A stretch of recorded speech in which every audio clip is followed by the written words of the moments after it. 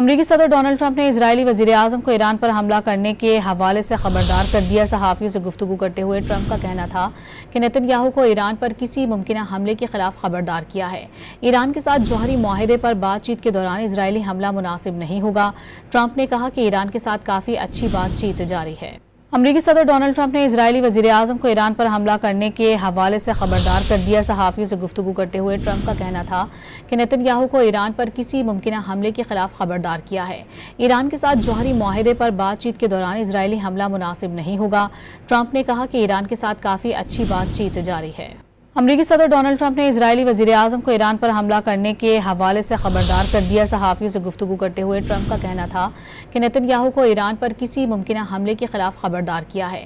ایران کے ساتھ جوہری معاہدے پر بات چیت کے دوران اسرائیلی حملہ مناسب نہیں ہوگا۔